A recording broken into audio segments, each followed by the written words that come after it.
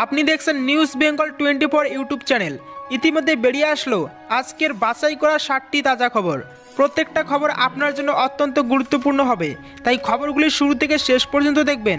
আপনার কাছে ছোট্ট একটা অনুরোধ, ভিডিওটি দিয়ে একটা লাইক করবেন, আর চ্যানেল নতুন থাকলে অবশ্যই চ্যানেলটিকে সাবস্ক্রাইব করে পাশে আসা ঘন্টাটা চেপে দেবেন এই রকম লেটেস্ট ও ট্রেন্ডিং খবরগুলি সবার আগে পাওয়ার জন্য। শুরুতেই চোখ রাখবো প্রথম খবরের দিকে। বামেদের যোগ্যতা নেই তৃণমূলের সঙ্গে বসার, মন্তব্য কুণালের। সংকটে বিরোধী জোটের ভবিষ্যৎ।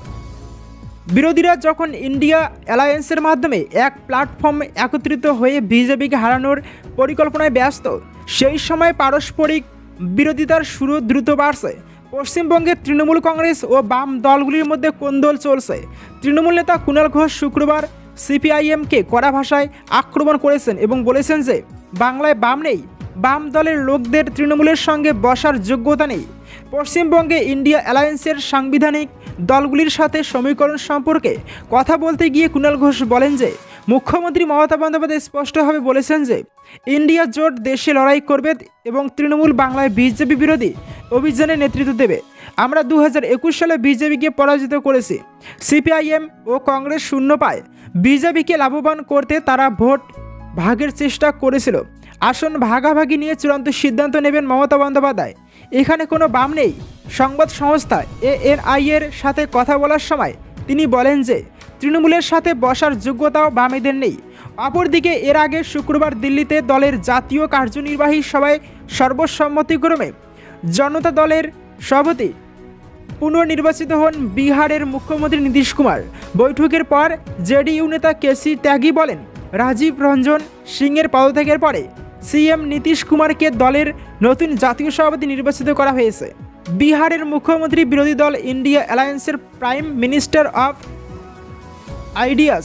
পাশাপাশি কিছু জেডিইউ সদস্য দিল্লির কনস্টিটিউশন ক্লাবের বাইরে স্লোগান দিচ্ছিলেন। অনুপমের পর কেন্দ্রীয় সম্পাদক পদে কে? চর্চা শুরু বঙ্গ বিজেপিতে। বিজেপির কেন্দ্রীয় সম্পাদক পদ থেকে অনুপম হাজরাকে সরিয়ে দিয়েছে বিজেপি। আর অনুপমের এই অপসারণের পরেই কেন্দ্রীয় সম্পাদক পদে বাংলা থেকে কাকে দেওয়া হবে তা নিয়ে চর্চা শুরু হয়ে গিয়েছে দলের মধ্যে। দাবিদার হিসেবে অনেকের নাম উঠে এসেছে। সর্বভারতীয় সহসভাপতি পদ চলে যাওয়ায় দিলীপ ঘোষ বর্তমানে কোনো সাংগঠনিক পদে নেই। বঙ্গ বিজেপির মধ্যে একাংশ চাইছে দিলীপকে কেন্দ্রীয় সম্পাদক করা হোক। এক্ষেত্রে অবশ্য অন্য সমস্যা রয়েছে। দিলীপ বাবু কেন্দ্রীয় সহসভাপতি পদে ছিলেন, সেখান থেকে কেন্দ্রীয় সম্পাদক তাকে করা হলে তা সাংগঠনিকভাবে নিচু পদ হবে। দিলীপ বাবুর অনুগামীরা দলের মধ্যেই দাবি তুলেছে মেদিনীপুরের সাংসদকে কেন্দ্রীয় সম্পাদক পদে নিয়ে আসা হোক, কারণ বঙ্গ বিজেপিতে দলের কর্মী সমর্থকদের মধ্যে সবচেয়ে বেশি জনপ্রিয়তা এখনও দিলীপ ঘোষেরই রয়েছে। যদিও দিলীপকে ফের কেন্দ্রীয় কোনো পদে নিয়ে যাওয়ার পথে দলে তার বিরোধী গোষ্ঠীরাই প্রধান বাধা। সংখ্যায় কম হলেও দলের একটা অংশ দাবি করেছে রাহুল সিনহাকে ফের কেন্দ্রীয় সম্পাদক করা হোক, কারণ বঙ্গ বিজেপিতে এখনও সক্রিয়ভাবে সংগঠনের দায়িত্ব পালন করছেন রাহুল। রাজ্য সভাপতি পদ ছাড়ার পর রাহুল কেন্দ্রীয় সম্পাদক পদে ছিলেন। তাকে সরিয়ে হঠাৎ করে বোলপুরের প্রাক্তন সাংসদ অনুপম হাজরাকে কেন্দ্রীয় সম্পাদক করা হয়। তৃণমূল ছেড়ে বিজেপিতে যোগ দেওয়ার পরেই অনুপমকে কেন্দ্রীয় পদাধিকারীতে নিয়ে আসেন অমিত শাহ, জেপি নাড্ডারা। কেন্দ্রীয় সম্পাদক পদ থেকে সরিয়ে দেওয়ায় সেই সময় ক্ষোভ প্রকাশ করেছিলেন রাহুল সিনহা।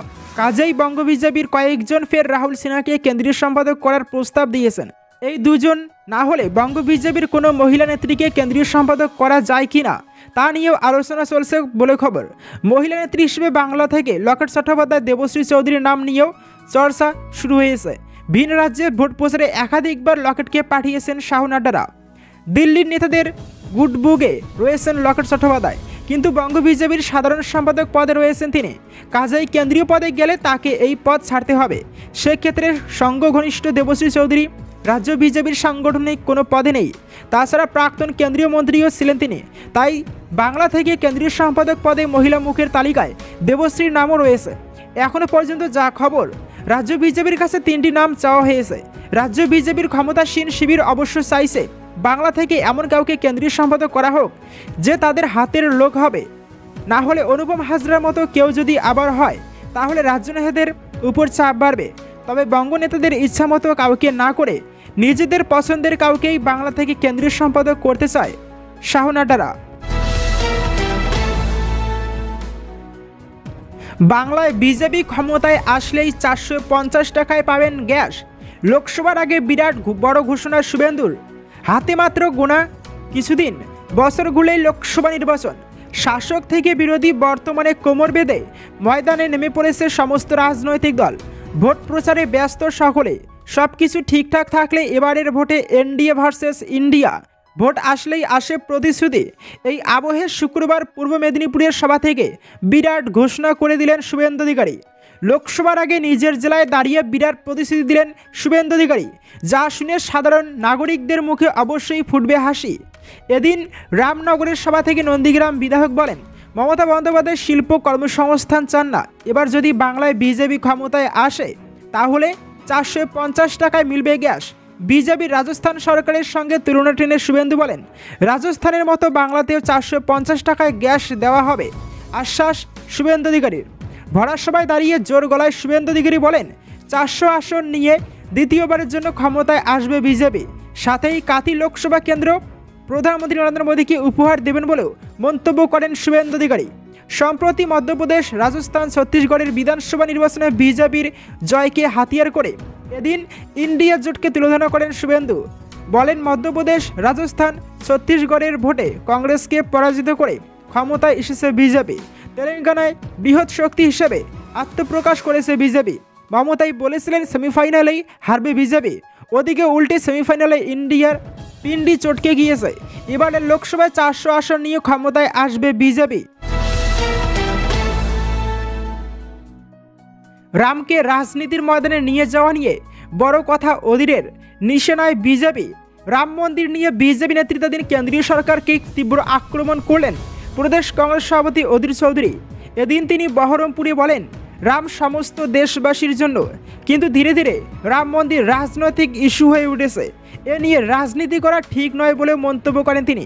এদিন তিনি বলেন, তিনি বিশ্বাস করেন রামকে ধর্মের রাজ্য থেকে বের করে রাজনীতির জগতে নিয়ে যাওয়া হচ্ছে, কিন্তু রামকে রাজনীতিতে আনা উচিত নয় বলে মন্তব্য করেন তিনি। তিনি বলেন, রাম সমগ্র দেশবাসীর প্রতীক। তিনি বলেন, রাম মন্দির তৈরি হচ্ছে সুপ্রিম কোর্টের নির্দেশের পরে, তাতে কারো কোনো আপত্তি নেই। সবাই আমরা বুঝতে পারছি রামের নামে শুধু রাম মন্দির নয়, রাম মন্দিরকে সামনে রেখে একটি রাজনৈতিক দল তার মতো করে প্রচার করতে নেমে পড়েছে ময়দানে। রাম মন্দির এক জিনিস ও রাম মন্দিরের নামে প্রচার করার আরেক জিনিস বলে মন্তব্য করেছেন তিনি। প্রসঙ্গত উল্লেখ্য, 22 জানুয়ারি রাম মন্দিরের উদ্বোধনী অনুষ্ঠানে অনেক বিরোধী নেতাকে আমন্ত্রণ জানানো হয়েছে, তবে সেখানে যাওয়া নিয়ে বিরোধী দলগুলি বিভক্ত হয়ে পড়েছে। অন্য দিনের মতো এদিন তিনি রাজ্যের মুখ্যমন্ত্রী মমতা বন্দ্যোপাধ্যায় সম্পর্কে মন্তব্য করেছেন। রাজ্যে আসন ভাগাভাগি ও জোট নিয়ে তিনি বলেছেন, মুখ্যমন্ত্রী মমতা বন্দ্যোপাধ্যায় এ নিয়ে প্রশ্ন তুললে কি করা যাবে, জোট নিয়ে কংগ্রেস হাইকমান্ড সিদ্ধান্ত নেবে বলেও জানিয়েছেন তিনি। অধীর চৌধুরী বলেন, বিরোধী দল যেই থাকুন না কেন, কংগ্রেস পশ্চিমবঙ্গে নির্বাচনী প্রতিনিধিত্ব করতে তৈরি।